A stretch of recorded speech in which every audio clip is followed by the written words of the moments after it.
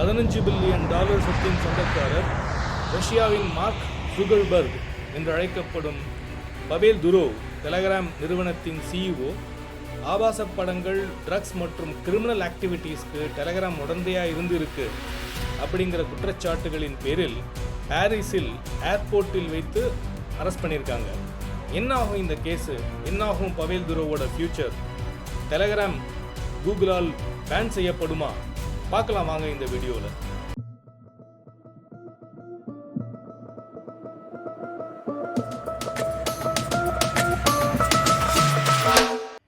Pavel துரோவின் arrest Telegram ஆப்பின் எதிர்காலத்தை கேள்விக்குறியாக்கி இருக்கிறதா? Google, apple போன்ற நிறுவனங்கள் தங்களுடைய பிளே ஸ்டோர்களிலிருந்து இந்த ஆப்பை பேன் செய்வதற்கான வாய்ப்புகள் இருக்கின்றனவா? இந்த கேள்விகளுக்கு பதில் கண்டுபிடிக்கத்தான் இந்த வீடியோ. முதல்ல என்ன இந்த டெலகிராம் ஆப்? வாட்ஸ்ஆப் போன்ற ஒரு மெசேஜிங் அப்ளிகேஷன். நீங்கள் வாட்ஸ்ஆப் மாதிரியே சேட் பண்ணலாம், டெக்ஸ்ட் பண்ணலாம், வாய்ஸ் கால் பண்ணலாம். அந்த மாதிரி ஸ்டாண்டர்ட் ஃபீச்சர்ஸ் எல்லாமே இந்த ஆப்பில் இருக்குது. இது வாட்ஸ்ஆப்புக்கு பிறகு உலகத்திலேயே 2வது மோஸ்ட் பாப்புலர் மெசேஜிங் ஆப். 80 கோடிக்கும் மேலான சப்ஸ்கிரைபர்ஸ் வச்சுருக்கிற ஒரு ஆப். போன ஜூலை 2024 மட்டுமே 5 கோடி மெம்பர்ஸ் புதுசாக வந்திருக்காங்க இந்த ஆப்புக்குள்ளே. அவ்வளோ டவுன்லோட்ஸ் நடந்திருக்கு. அவ்வளோ பாப்புலரான ஒரு ஆப். ரஷ்யாவில் ஆரம்பிச்சிருந்தா கூட இது அமெரிக்காலையும் இந்தியாவிலையும் மிகவும் பிரபலமாக இருக்குது. அப்படிப்பட்ட ஒரு ஆப்பினுடைய நிறுவனர், சிஇஓ, அவர் அரெஸ்ட் பண்ணியிருக்காங்க. இவர் ஒரு சாதாரண ஆள் கிடையாதுங்க. 15 பில்லியனுக்கும் மேலே இவருடைய சொத்து மதிப்பு இருக்குது அப்படின்ட்டு ஃபோர்ப்ஸ் மேகசின் சொல்லியிருக்காங்க. ரஷ்யாவை பிறந்திடமாக கொண்டாலும் இவரை துபாய், அதாவது யுனைடெட் அரப் எமிரேட்ஸ், ஆக்சுவலாக ஃப்ரான்ஸ் கூட கூப்பிட்டு சிட்டிசன்ஷிப் கொடுத்துருக்காங்க. இவருக்கு யூஏஇ தான் பேஸ். அங்கே தான் அவருக்கு வீடு எல்லாமே இருக்குது. அவருடைய டெக்னாலஜி டீமும் துபாயில் தான் இருக்குது. அப்பப்போ பிஸ்னஸ் விஷயங்களுக்காக பல கண்ட்ரிஸ்க்கும் போயிட்டு வந்துட்டுருக்காரு. அப்படி இவர் பாரிஸ் போகும்போது, பாரிஸ் பக்கத்தில் ஒரு சின்ன ஏர்போர்ட், அங்கே தன்னுடைய ப்ரைவேட் ஜெட்டில் போயிருக்காரு. அந்த ஏர்போர்ட்டோட பேர் லா போர்ஜே அப்படிங்கிறாங்க. அந்த ஏர்போர்ட்டில் இவர் ப்ரைவேட் ஜெட்டில் போயிருக்காரு. ப்ரைவேட் ஜெட்லேருந்து கீழே இறங்கின உடனே அவர் அரெஸ்ட் பண்ணியிருக்காங்க. அதுக்கு அவங்க கொடுத்த காரணங்கள், டெலகிராம் ஆப்போட பாலிசிஸ் சில இல்லீகல் ஆக்டிவிட்டீஸ்க்கு உடந்தையாக இருந்திருக்கு அப்படின்ட்டு. முக்கியமாக சைல்டு போனோகிராஃபி, குழந்தை ஆபாச படங்கள், இதை பரப்புறது. ரெண்டாவது ட்ரக் டிராஃபிக்கிங், அதாவது ட்ரக்ஸ் விற்கிறதுக்கு ஹெல்ப் பண்ணுறது. இன்னொன்று டெரரிஸ்ட் அண்ட் கிரிமினல் ஆக்டிவிட்டீஸ்க்கு உடந்தையாக இருக்கிறது. இதை மாதிரி சில காரணங்களை சொல்லி இவரை அரெஸ்ட் பண்ணியிருக்காங்க. பர்சனலாக இவர் மேலே கேஸ் கிடையாது. கண்டிப்பாக இவர் மேலே ஒரு சின்ன லிட்டிகேஷன் இருக்குது, இவருக்கும் இவருடைய மாஜி ஒய்ஃபுக்கும். அது தனியாக விட்டுருங்க. இப்போ நடந்த அரெஸ்ட்டு இந்த டெலகிராம் பற்றியது தான். ஒரு பெரிய டெக்னாலஜி ஆண்டர்ப்ரனரை இந்த மாதிரி ஒரு கேஸில் அரெஸ்ட் பண்ணியிருக்கிறது இதுதான் உலகத்திலேயே முதல் முறை. இது ஒரு பெரிய சலசலப்பையும் அதிர்வலைகளையும் உலகம் பூராவும் ஏற்படுத்தியிருக்கு. இன்ஃபேக்ட் மேக்ரோன், யார் இவரை விரும்பி வர சொல்லி இவருக்கு சிட்டிசன்ஷிப் கொடுத்தாரோ அவரே கை கழுவி விட்டார். சட்டம் தனது வேலையை செய்யும் அப்படின்னு சொல்லி நடந்து நின்றுட்டார். 2021 யாரெல்லாம் புத்திசாலிகளோ, சயின்டிஸ்டோ, டெக்னாலஜி ஆண்டர்ப்ரனரோ ஃப்ரான்ஸ் நாட்டுக்கு வரணும்னு விருப்பப்பட்டீங்கன்னா வாங்க, உங்களுக்கு ஃபாஸ்ட் ட்ராக்கில் சிட்டிசன்ஷிப் தரோம் அப்படின்னு சொல்லிட்டு ரொம்ப சீக்ரெட்டிவாக நம்ம மேக்ரோன், ஃப்ரெஞ்சு பிரசிடெண்ட்டும் அவங்களுடைய டீமும் இவருக்கு சிட்டிசன்ஷிப் கொடுத்துருக்காங்க ஃப்ரான்ஸில். அப்படிப்பட்ட ஃப்ரெஞ்சு கவர்மெண்ட்டே இன்றைக்கி அவரை அரெஸ்ட் பண்ணியிருக்காங்க. இது கண்டிப்பாக ஒரு பெரிய பேச்சு பொருளாக உலகம் பூராவும் மாறி இருக்கிறது அப்படிங்கிறது நிசர்தனமான ஒரு உண்மை. இவருக்கு நம்ம ஊர் ஜுடிஷியல் சிஸ்டம் போல் இப்போ பெயில் கிடச்சிருக்கு, கண்டிஷனல் பெயில். 24 ஆகஸ்ட் அன்றைக்கி அரெஸ்ட் பண்ணியிருக்காங்க. 29 ஆகஸ்ட் அன்றைக்கி கோர்ட் முன்னாடி ப்ரொடியூஸ் பண்ணியிருக்காங்க. ப்ரொடியூஸ் பண்ணி அவங்க சொல்லியிருக்காங்க இந்த காரணங்களுக்காக இவர் அரெஸ்ட் பண்ணியிருக்கோன்னு சொல்லிட்டு. ஜட்ஜ் இவருக்கு 5 மில்லியன் ஈரோஸ், ஆல்மோஸ்ட் 50 கோடி வச்சுக்கோங்களேன், அவ்வளோ ரூபாய்க்கு இவர் பணத்தை கட்டிட்டு, பிணை பணம் கட்டிட்டு பெயில் கொடுத்துருக்காங்க. 2 கண்டிஷன் போட்டிருக்காங்க. ஒன்று, பாரிஸ் விட்டு வெளியே எங்கேயும் போகக்கூடாது, நீங்கள் போலீஸ்க்கு இன்வெஸ்டிகேஷனுக்கு கண்டிப்பாக ஒத்துழைக்கணும். ரெண்டாவது, ஒவ்வொரு வாரமும் அட்லீஸ்ட் 2 முறையாவது போலீஸ் ஸ்டேஷனில் ஆஜராகி நீங்கள் பண்ணணும் அப்படிங்கிற கண்டிஷன்ஸ் போட்டு இவருக்கு பெயில் கொடுத்துருக்காங்க கோர்ட்டு. பவேல் துரோவின் இந்த அரெஸ்ட் உலக அளவில் மிகப்பெரிய அதிர்வலைகளையும் எதிர்கருத்துருவாக்கத்தையும் ஏற்படுத்தியிருக்கு. எலான் மஸ்க், உலகத்தின் நம்பர் 1 பணக்காரர், டெஸ்லா கார் கம்பெனியின் ஓனர், அவர் இறங்கி அடிச்சிருக்காரு, ஃப்ரெஞ்சு கவர்மெண்ட்டை திட்டியிருக்காரு. அவர் கேட்குறாரு, எங்கள் மக்களை இதே மாதிரி நீங்கள் அரெஸ்ட் பண்ணிட்டு இருந்தீங்கன்னா நாங்கள் எப்படி பிஸ்னஸ் பண்ணுறது? நீங்கள் பண்ணியிருக்கக்கூடிய இந்த அரெஸ்ட், இந்த செயல் எங்களோட ஃப்ரீ ஸ்பீச்சையும் டிஜிட்டல் எக்ஸ்பிரஷன், டிஜிட்டல் ஃப்ரீடமையும் எதிரானது அப்படின்னு தன்னுடைய எக்ஸ் பக்கத்தில் ஒரு ஸ்ட்ராங்கான கருத்தை பதிவிட்டிருக்கார். இவரை போலவே விட்டாலிக் புட்டாரின் அப்படிங்கிறவர், இவர் வந்து ஈத்திரியம் அப்படிங்கிற பிட்காயின் போன்ற ஒரு பெரிய கிரிப்டோ கரன்சி கம்பெனியோட ஓனர். அவரும் பவேல் துரோவை சப்போர்ட் பண்ணி பேசியிருக்காரு. இதில் என்ன இன்ட்ரெஸ்டிங்கான விஷயம் அப்படின்னா, இந்த Vitalik புட்டாரின் Pavel துரோவோட privacy and security பாலிசியை எதிர்க்கக்கூடிய ஒரு நபர், அவர் திட்டிகிட்டு இருக்கக்கூடிய ஒரு நபர். அவரும் இந்த விஷயத்தில் பவேல் துரோவை சப்போர்ட் பண்ணி பேசுகிறார். இவங்கள மாதிரி பெரிய டெக்னாலஜி ஜாம்பவான்கள் மட்டும் இல்லாமல் என்ஜிஓஸ், சோஷியல் ஆக்டிவிஸ்ட்லாம் களத்தில் இறங்கி இவர் சப்போர்ட் பண்ணி ஃப்ரெஞ்சு கவர்மெண்ட்டை நிறையவே திட்டிகிட்டு இருக்காங்க இப்போ ரீசெண்டாக. இந்த விஷயத்தில் ரஷ்யன் கவர்மெண்ட் எடுத்துருக்கக்கூடிய நிலைப்பாடு தான் ரொம்ப வித்தியாசமானது. இன்ட்ரெஸ்டிங்கானது. ஏன்னா பவேல் துரோவுக்கும் ரஷ்யன் கவர்மெண்ட்டுக்கும் 8ஆம் பொருத்தம். ஆனாலும் இந்த விஷயத்தில் அவங்க என்ன சொல்கிறாங்க அப்படின்னா, ஃப்ரெஞ்சு கவர்மெண்ட் பண்ணது ஒரு வெஸ்டர்ன் கான்ஸ்பிரசி, ஒரு சதி அப்படின்னு சொல்கிறாங்க. ரஷ்யன் டெக்னாலஜி வளராமல் இருக்கிறதுக்காக வெஸ்ட் பண்ணுற சதி இது, வெஸ்டர்ன் கண்ட்ரிஸ் பண்ணுற சதி இது அப்படின்னு எல்லாரையும் சேர்த்து திட்டாங்க. ஏன் ரஷ்யன் கவர்மெண்ட்டுக்கும் பவேல் துரோவுக்கும் ஒரு 8ஆம் பொருத்தம் அப்படின்னு சொன்னேன்னா அதுக்கு ஒரு பேக் ஸ்டோரி இருக்குது. பவேல் துரோவ் டெலிகிராம் கம்பெனியை ஆரம்பிக்கிறதுக்கு முன்னாடி ஒரு சோஷியல் மீடியா ஆப்பை ரஷ்யாவில் நடத்திக்கிட்டு இருந்தார். அதுக்கு பேர் வி கான்டாக்டே, சுருக்கமாக விகேன்னு சொல்லலாம். இது ஃபேஸ்புக்கோட ஒரு காம்படிஷன்.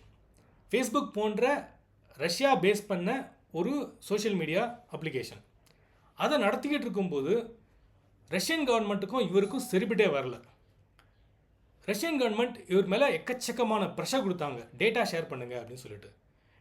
எங்களுக்கு யூசர் ப்ரொஃபைல் கொடுங்க, யூசர் போடுற போஸ்ட் எங்களுக்கு சொல்லுங்கள், நாங்கள் எல்லாத்தையுமே பார்க்கணும், அவங்க ஏதாவது எங்கள் கம்யூனிஸ்ட் ரிஜிமுக்கு ஆப்போசிட்டாக போடுறாங்களா அப்படின்னு நாங்கள் தெரிஞ்சுக்கணும் அப்படின்னு சொல்லிட்டு எக்கச்சக்கமான ப்ரெஷர் போட்டாங்க பவேல் துரோவ் மேலே. பவேல் துரோவ் ரொம்பவே ஸ்ட்ராங்கான ஒரு பொசிஷன் எடுத்து, எந்த டேட்டாவும் நான் கொடுக்க மாட்டேன், டெக்னாலஜி டெவலப் பண்ணுறது என் வேலை, அதை கொண்டு போய் மக்கள்கிட்ட கொடுக்கறது என் வேலை, மக்கள் எப்படி வேணால் யூஸ் பண்ணிக்கிட்டோம், அந்த டேட்டாவை எடுத்து நான் யாருக்குமே ஷேர் பண்ண மாட்டேன் அப்படின்ட்டு ரஷ்யன் கவர்மெண்ட்டை எதிர்த்து ஒரு ஸ்ட்ராங்கான பொசிஷன் எடுத்திருந்தார் பவேல் துரோவ். இந்த ஒரு காரணத்துக்காக ரஷ்யன் கவர்மெண்ட் கொஞ்ச நாளைக்கு இந்த விகே அப்படிங்கிற ஆப்பை பேன் பண்ணலாமா அப்படின்னு கூட யோசிச்சுட்டு இருந்தாங்க. ஒரு ஸ்டேஜுக்கு மேலே ரஷ்யன் கவர்மெண்ட்டோட ப்ரெஷர் தாங்காமல் வெளியே வந்துட்டார் அந்த கம்பெனிலேருந்து பவேல் துரோவ். அதுக்கப்புறமா ஆரம்பித்தது தான் இந்த டெலிகிராம். யோசிச்சு பாருங்கள், அப்போ எதிர்த்த ரஷ்யன் கவர்மெண்ட் இப்போ அவரை சப்போர்ட் பண்ணி பேசுகிறாங்க. வெளியே வந்த பவேல் துரோவ் அதுக்கப்புறமா தான் துபாயிலையும், அதாவது யுனைடெட் அரப் எமிரேட்ஸ் அப்படிங்கிற கண்ட்ரிலையும் ஃப்ரான்ஸ்லேயும் சிட்டிசன்ஷிப் வாங்கி ஒரு குளோபல் சிட்டிசனாக ஆனார். இப்போது எல்லாருமே இவர் சப்போர்ட் பண்ணிகிட்டு இருக்கிற இந்த சுச்சுவேஷனில் கோர்ட்டு கேஸ் எப்படி போக போகுது, இன்வெஸ்டிகேஷன் எப்படி ப்ரொசீட் ஆக போகுது, அந்த சேஞ்சஸ் ப்ரொசீஜர்ஸில் வரக்கூடிய அவுட்கம்மால் இவங்களுடைய ஒப்பீனியன் மாறுமா அப்படிங்கிறத நம்ம வெயிட் பண்ணி தான் பார்க்கணும். இந்த விஷயத்தில் கூகுள் மற்றும் ஆப்பிள் கம்பெனிகளோட நிலைப்பாடு என்ன? அதுக்கு முன்னாடி இந்த 2 கம்பெனிகளோட நிலைப்பாடு எதுக்கு முக்கியம் பாருங்கள். நம்ம மொபைலை ரன் பண்ணுறதுக்கு ஒரு சாஃப்ட்வேர் தேவை. அந்த சாஃப்ட்வேரை நம்ம ஆப்ரேட்டிங் சிஸ்டம் அப்படின்னு சொல்கிறோம். இந்த ஆப்ரேட்டிங் சிஸ்டம் இந்த 2 கம்பெனிக்காரன் தான் கொடுக்குறாங்க. நீங்கள் ஒரு ஆப்பிள் ஃபோன் வச்சுருந்தீங்கன்னா அதுக்கு iOS, அது ஆப்பிள் கம்பெனியோடது. மற்ற எல்லா ஃபோனுமே கூகுளோட ஆண்ட்ராய்டு ஆப்ரேட்டிங் சிஸ்டம் தான் யூஸ் பண்ணுறாங்க. ஸோ ஒரு கம்பெனி ஒரு மொபைல் ஆப்பை டெவலப் பண்ணி செல்ஃபோனுக்கு கொண்டு போகணும் அப்படின்னா இந்த 2 கம்பெனிகளோட பாலிசிஸை ஃபாலோ பண்ணி தான் ஆகணும். இந்த பாலிசிஸில் இவங்க ஜென்ரலாக என்ன சொல்கிறாங்க? முதல் விஷயம் ப்ரைவசி, ரெண்டாவது விஷயம் லீகாலிட்டி. ப்ரைவசினா என்னென்னா, ஒரு மொபைல் ஆப் அதோட யூசர்ஸ் அவங்களுடைய பர்சனல் டேட்டாவை, பர்சனல் இன்ஃபர்மேஷனை அவங்களுடைய பர்மிஷன் இல்லாமல் வாங்கவோ யூஸ் பண்ணவோ கூடாது என்பது. பர்சனல் இன்ஃபர்மேஷனில் என்னென்னலாம் வருதுன்னு பார்த்தீங்கன்னா, அவரோட பேர், யூசரோட பேர், அவருடைய முகவரி, ஃபோன் நம்பர், இமெயில் ஐடி, அவர் அந்த மொபைல் ஆப்பில் பண்ணக்கூடிய டிரான்சாக்ஷன், அது வந்து மெசேஜிங் ஆப்பாக இருந்தால் சேட்டு, சோஷியல் மீடியா ஆப்பாக இருந்தால் அவர் பண்ணுற போஸ்ட்டு, இந்த மாதிரி எந்த விஷயத்தையும் யூசரோட கன்சென்ட், அவருடைய பர்மிஷன் இல்லாமல் வாங்கவோ வச்சுக்கவோ யூஸ் பண்ணவோ கூடாது என்பது. இது ப்ரைவசி. Second, legality. இந்த மொபைல் ஆப் யூஸ் பண்ணுறவரோட கண்ட்ரியில் என்ன சட்டத்திட்டங்கள் இருக்கோ அந்த சட்டத்திட்டங்களுக்கு கட்டுப்பட்டு தான் இருக்கணும் அப்படிங்கிறது. ஃபார் எக்ஸாம்பிள், ஒரு மொபைல் ஆப் டெவலப் பண்ணுறீங்க, ஒரு ஹைப்போதட்டிக்கலாகவே சொல்கிறேன் நான். ஒரு மொபைல் ஆப் டெவலப் பண்ணுறாங்க ஒரு கம்பெனி, ட்ரக்ஸ் சேல்ஸுக்குன்னு வச்சுக்கோங்க, ட்ரக் விற்கிறதுக்கு. இந்த மொபைல் ஆப் நெதர்லாண்டில் பண்ணிங்கன்னா அது லீகல், ஏன்னா அங்கே drug sales and marketing is legal activity. இந்தியாவில் பண்ணிங்கன்னா அது இல்லீகல், ஏன்னா நம்ம ஊரில் இல்லீகல் ஆக்டிவிட்டி. ஸோ இந்த 2 விஷயத்தை தான் முக்கியமாக பார்க்குறாங்க இந்த ஆப்பிளும் கூகுளும். நாம் விசாரித்த வரைக்கும் டெலகிராம் ஆப் கூகுள் மற்றும் ஆப்பிளோட பாலிசிஸ் ப்ரைவசிலையும் சரி லீகாலிட்டிலையும் சரி ரொம்ப ஸ்ட்ரிக்டாக ஃபாலோ பண்ணுறாங்கன்னு தான் சொல்கிறாங்க. டெலகிராம் ஆப் யூஸரோட டேட்டா, ப்ரைவேட் இன்ஃபர்மேஷன், அதை எதுவுமே வாங்குறதும் இல்லை, வச்சுக்கிறதும் இல்லை, யூஸ் பண்ணுறதும் இல்லை. அவங்க எந்த இல்லீகல் பிஸ்னஸையும் அவங்களே பண்ணுறதும் இல்லை இந்த ஆப் வழியாக. அதனால் இப்போதைக்கு 2 கம்பெனியோட ப்ளே ஸ்டோர்லேயும் டெலகிராம் ஆப் நல்லாவே போய்கிட்டு இருக்கு. இப்போதைய கூகுள் மற்றும் ஆப்பிளோட நிலைப்பாடு என்னென்னா, நம்ம லெட்டஸ் வெயிட் அண்ட் வாட்ச் அப்படின்னு தான் சொல்கிறாங்க.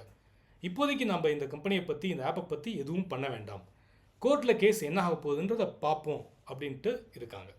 ஒரு கால் கோர்ட் வந்து பவேல் துரோவுக்கு அகெயின்ஸ்டாக ஒரு ஜட்ஜ்மெண்ட் கொடுக்குறாங்க அப்படின்னா அது முதல் சிக்கலை இந்த 2 கம்பெனிகளுக்கும் ஏற்படுத்தும். ஏன்னா டெலகிராம் ஆப்புக்கு 80 கோடிக்கும் மேலே உறுப்பினர்கள் இருக்காங்க. அப்போ என்ன பண்ணலான்னு யோசிக்கிறாங்க அப்படின்னா, நாம் இந்த ஆப் கோர்ட் ரொம்ப கேட்குறாங்கன்னு வச்சுக்கோங்க, நீங்கள் வந்து இந்த ஆப்பை பேன் பண்ணணும், ஏன்னா அவங்க இல்லீகல் பிஸ்னஸ் தான் பண்ணுறாங்க அப்படின்னு ஒரு ஜட்ஜ்மெண்ட் வந்துச்சு அப்படின்னா, ஃப்ரெஞ்சு கவர்மெண்ட் கேட்டு கோர்ட் இன்சிஸ்ட் பண்ணினா அந்த கண்ட்ரி வரைக்கும் இந்த ஆப்பை பேன் பண்ண முடியுமா அப்படிங்கிறத எவாலுவேட் பண்ணுவோம் அப்படிங்கிற ஒரு பொசிஷன் எடுத்துக்கிறதா தான் நம்ம விசாரித்த வரைக்கும் கேள்விப்படுறோம். ஏன்னா டெலகிராம் ஆப்போட பிக்கஸ்ட்டு கஸ்டமர் பேஸ் எங்கே இருக்குதுன்னு பார்த்தீங்கன்னா, ரஷ்யா, அமெரிக்கா மற்றும் இந்தியா, இந்த 3 கண்ட்ரிகள்லாம். மற்ற இடத்துலாம் ரொம்ப ரொம்ப சின்ன நம்பர்ஸ் தான். எப்போ பெரிய சிக்கல் வரும் அப்படின்னா, அமெரிக்காவும் இந்தியாவும் இதை வந்து இந்த கோர்ட் ஆர்டரை எடுத்துக்கிட்டு ஏதாவது ஆக்ஷன் எடுத்தாங்க அப்படின்னா, அந்த சமயத்தில் இது டெலகிராம் ஆப்புக்கும் கூகுள் மற்றும் ஆப்பிள் இந்த கம்பெனிகளுக்கும் பெரிய சிக்கலை ஏற்படுத்தும். இதுக்கு ரொம்ப நாள்லாம் ஆக போகிறதில்ல. நான் விசாரித்த வரைக்கும் ஃப்ரெஞ்சு ஜுடிஷியல் சிஸ்டமில் ஒரு 9லேருந்து 15 மாதத்துக்குள்ள ஒரு ஜட்ஜ்மெண்ட் கண்டிப்பாக வந்துடும் அப்படின்னு தான் சொல்கிறாங்க. அடுத்த வருஷம் இதே சமயத்தில் இந்த பிரச்சனைக்கு நமக்கு ஒரு கண்டிப்பாக சொல்யூஷன் கிடைச்சிடும். அது வரைக்கும் நம்ம தாராளமாக அந்த ஆப்பை யூஸ் பண்ணலாம். அந்த கம்பெனிக்காரங்க மாதிரி நாமளும் let us wait and watch. Hello friends, சிக்கலான செய்திகளை எடுத்து சிம்பிளாக விளக்குறது தான் நம்ம நியூஸ் மேட்டர்ஸ் நவ் சேனல். உங்களுக்கு பிடிச்சிருந்தா லைக் பண்ணுங்கள், ஷேர் பண்ணுங்கள், பிடிக்கலைன்னா கமெண்ட்டில் சொல்லுங்கள். ஆனால் கண்டிப்பாக சப்ஸ்கிரைப் பண்ணுங்கள். அடுத்த வீடியோவில் உங்களை பார்க்குற வரைக்கும் it's me Venkatesh signing off. Bye bye.